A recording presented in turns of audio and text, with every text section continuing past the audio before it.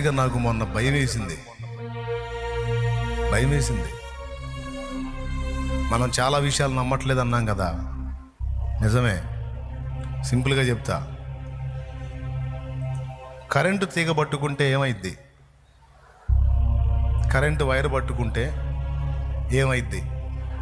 పట్టుకోవడానికి ట్రై చేస్తావా? పడగెత్తిన పాము దగ్గర చేపెడితే ఏం జరిగిద్ది? అయితే ఏం జరిగిద్ది? కాటేస్తే విషం ఎక్కిద్ది. విషం ఎక్కితే ఏమైద్ది? పోతాం. ఎంతమంది వాస్తవం అంటారు? కరెక్టే కదా, రైట్. ఎందుకు? విద్యుత్ తీగ పట్టుకుంటే, విద్యుత్ వైర్ పట్టుకుంటే షాక్ కొట్టిద్ది. అది నిజం. అది నిజమని నువ్వు నమ్ముతున్నావు కనుక అక్కడ కరెంటు వైర్ ఉంటే అనుకుంటా తిరుగుతావు. పడగెత్తిన పాము సమీపానికి వస్తే కాటేసిద్ది. కాటేస్తే చచ్చి ఊరుకుంటాం. అది నిజం. అందుకే అది నిజమని నువ్వు విశ్వసించావు గనుక, నమ్మావు గనుక అంటే అని దానికి దూరంగా పోతున్నావు. ఎందుకు? ఇవన్నీ నిజాలు కాబట్టి, నువ్వు దాన్ని నిజమని విశ్వసించావు కాబట్టి. మరి దేవుడు నా రాకడ ఉంది,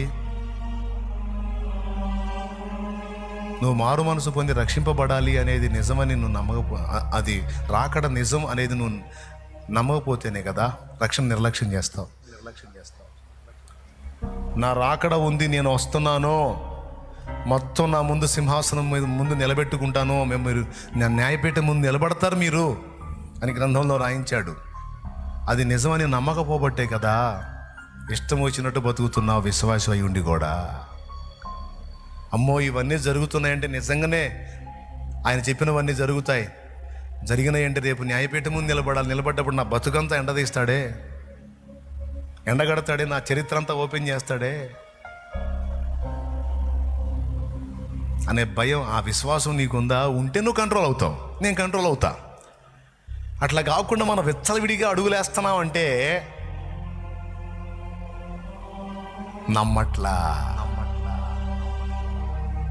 ఫినిషింగ్ టచ్ అయిపోయింది. ఏం చేయట్లే? ఇవన్నీ జరుగుతాయంటావా అనుకోబట్టే నోటికి వచ్చినట్టు మాట్లాడుతున్నాం. ఇవన్నీ జరుగుతాయంటావా అనుకున్నాం కాబట్టి విచ్చలవిడిగా జీవిస్తున్నాం. ఇవన్నీ జరుగుతాయంటావో అనుకోబట్టే దుర్మార్గంగా ప్రవర్తిస్తున్నాం. నిర్భయంగా తప్పులు చేస్తున్నా. కరెంటు వైర్ దగ్గర నువ్వు అశ్రద్ధగా ఉండవే, పాము దగ్గర అశ్రద్ధగా ఉండవే, పాపం దగ్గర మాత్రం ఎందుకు మెతక వైఖరి చూపించి శోధింపబడ్డానన్నయ్యా, అనుకోలేదన్నయ్యా, ఊహించలేదన్నయ్యా. మరి పాము దగ్గరికి పో అట్టా, వామ్మో సత్తాంగా వైర్ పట్టుకు అట్లా. పాపం యొక్క ఫలితం తీవ్రంగా ఉంటుందని నువ్వు నమ్మట్లా, పాపం బాగుందని నమ్ముతున్నావు, అందుకే పోతున్నావు. కాబట్టి ఇంత మ్యాటర్ ఎందుకు చెప్పానంటే ఇందుకే చెప్పా, మీకైనా నాకైనా గుండెల్లో ఒక భయం ఉండాలి. ఇన్ని జరిగినాయి అంటే ఇక ముందు కూడా చెప్పినవి జరుగుతాయి. ఏం చేస్తాయి?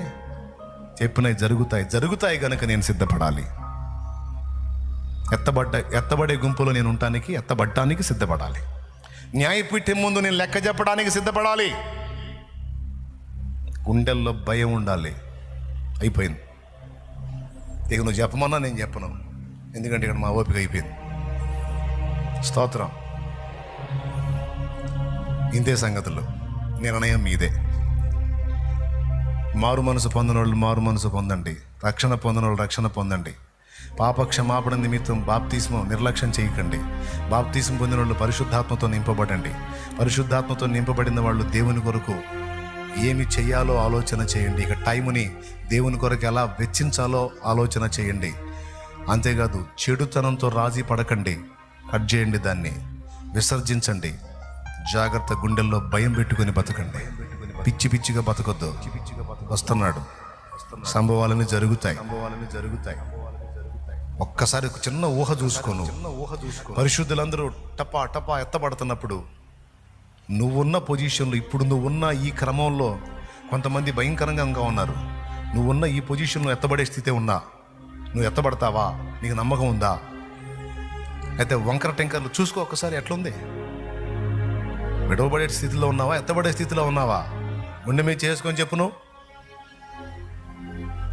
అన్నయ్య నేను క్రమంగా ఉన్నాను అన్నయ్య, దేవుని ఎడల భయభక్తులు కలిగి ఉన్నా, నేను ఎత్తబడతాను అన్నయ్య అని గుండె మీద చేసి చెప్పేవాళ్ళు ఎంతమంది ఉన్నారు? లేదన్నయ్య నాలో వంకర్లు ఉన్నాయి అన్నయ్య, కొన్ని పొరపాట్లు జరుగుతున్నాయి నా వల్ల, నాకు ధైర్యం కొంచెం ఆ విషయంలో కొంచెం గిలిగా ఉంది అన్నవాళ్ళు ఎంతమంది? అందుకే చెప్తున్నా,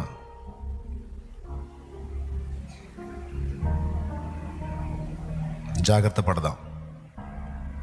అవిశ్వాసులంగా విశ్వాసులమై ఉందాం. దేవుని మాటల్ని నమ్ముదాం. అన్నీ నెరవేర్చిన వాడు ప్రవచనాలు ఇక ముందున్నవి కూడా నెరవేర్స్తాడు.